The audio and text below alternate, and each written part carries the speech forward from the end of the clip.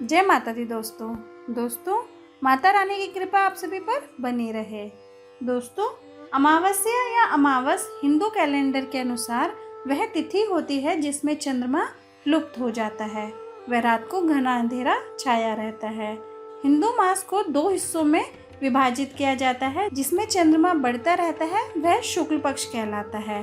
पूर्णिमा की रात के पश्चात चांद घटते घटते अमावस्या तिथि को पूरा लुप्त हो जाता है। इस पखवाड़े को कृष्ण पक्ष कहते हैं। दोस्तों, पंचांग के अमांत मास का अंत भी इसी तिथि को माना जाता है। सोमवार के दिन पड़ने वाली अमावस्या को सोमवती अमावस्या कहा जाता है, जो कि बहुत ही अधिक पुण्य फलदायी मानी गई है। वहीं यदि यह तिथि शनिवार को पड़े तो इसे शनि अमावस्या कहते हैं। यह तिथि भी बहुत ही सौभाग्यशाली मानी जाती है। दोस्तों, इसके अलावा सोमवार, मंगलवार व बृहस्पतिवार की अमावस्या को यदि अनुराधा, विशाखा या स्वाति नक्षत्र रहता है तो यह भी बहुत ही अधिक शुभ योग माना जाता है।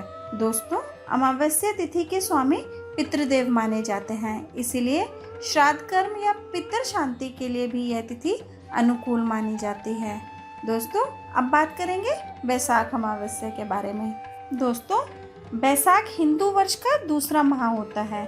मान्यता है कि इसी माह से त्रेता युग का आरंभ हुआ था, जिस कारण बैसाख अमावस्या का धार्मिक महत्व और बढ़ जाता है। दोस्तों, दक्षिण भारत में तो अमावस्यांत पंचांग का अनुसरण करने वाले बैसाख अमावस्या को शनि जयंती के रूप में भी मनाते हैं। अब जानते हैं बैसाख अमावस्या की पूजन विधि के बारे में। दोस्तों, बैसाख अमावस्या पर ब्रह्म मुहूर्त में उठना चाहिए। फिर नित्य कर्म से निवृत्त होकर पवित्र तीर्थ स्थलों पर स्नान करना चाहिए। दोस्तों, इस दिन गंगा, यमुना आदि नदियों में स्नान का बहुत अधिक महत्व बताया जाता है। यदि ऐसा संभव ना हो तो आप घर पर नहाने के पानी में कुछ बूंद गंगा जल की डालकर उससे स्नान कर सकते हैं। स्नान के पश्चात सूर्य देव को अर्घ्य देकर बहते जल में तिल प्रवाहित करें। दोस्तों, इस दिन पीपल के वृक्ष को भी जल अर्पित करना चाहिए। दोस्तों, क्योंकि इस दिन कुछ स्थानों पर शनि जयंती भी मनाई जाती है, इसलिए शनिदेव की तिल, तेल और दीप आदि जलाकर पूजा करनी चाहिए। इसके अलावा शनि चालीसा का पाठ भी कर सकते हैं या फिर शनि मंत्रों का जाप कर सकते हैं। दोस्तों, इसके पश्चात आप अपने सामर्थ्य के अनुसार गरीबों को कुछ ना कुछ दान दक्षिणा भी अवश्य ही दें। दोस्तों, बैसाख अमावस्या के महत्व को बताने वाली एक कथा भी पौराणिक ग्रंथों में मिलती है।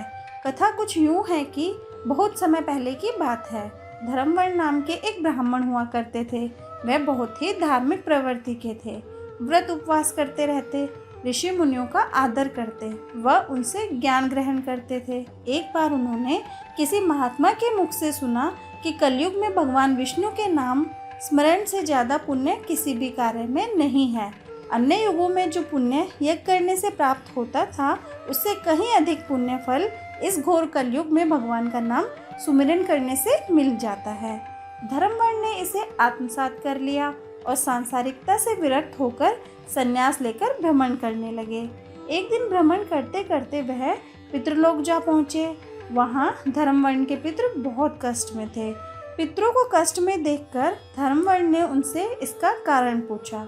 इस पर पितरों ने उन्हें बताया कि उनकी ऐसी हालत धर्मवर्ण के संन्यास के कारण ही हुई है, क्योंकि अब उनके लिए पिंडदान करने वाला कोई शेष नहीं है। इसके पश्चात पितरों ने कहा, यदि तुम वापस जाकर गृहस्थ जीवन की शुरुआत करो, संतान उत्पन्न करो तो हमें राहत मिल सकती है। साथ ही बैसाख अमावस्या के दिन विधि विधान से पिंडदान करो। इसके पश्चात धर्मवर्ण ने उन्हें वचन दिया कि वह उनकी अपेक्षाओं को अवश्य पूर्ण करेंगे। तत्पश्चात धर्मवर्ण अपने सांसारिक जीवन में वापस लौट आए और बैसाख अमावस्या पर विधि विधान से पिंडदान कर अपने पितरों को मुक्ति दिलाई। दोस्तों, मान्यता है कि इस दिन किए गए उपाय टोटके विशेष ही शुभ फल प्रदान करने वाले होते हैं। अतः जीवन में आ रही समस्त परेशानियों को दूर करने के लिए अमावस्या पर ये उपाय अवश्य अपनाने चाहिए। आइए बताते हैं कुछ उपाय। दोस्तों, अमावस्या के दिन भूखे प्राणियों को भोजन अवश्य कराना चाहिए। इससे शुभ फल प्राप्त होते हैं। दोस्तों, अमावस्या के दिन सुबह स्नान आदि करने के बाद आटे की गोलियां बनाएं। गोलियां बनाते समय भगवान का नाम लेते रहें। इसके पश्चात समीप स्थित किसी तालाब या नदी में जाकर ये आटे की गोलियां मछलियों को खिला दें। इस उपाय से आपके जीवन के अनेक परेशानियों का अंत हो सकता है। दोस्तों, इस दिन काली चींटियों को शक्कर मिला हुआ आटा अवश्य खिलाएं। ऐसा करने से आपके पाप कर्मों का क्षय होगा और पुण्य कर्म उदय होंगे।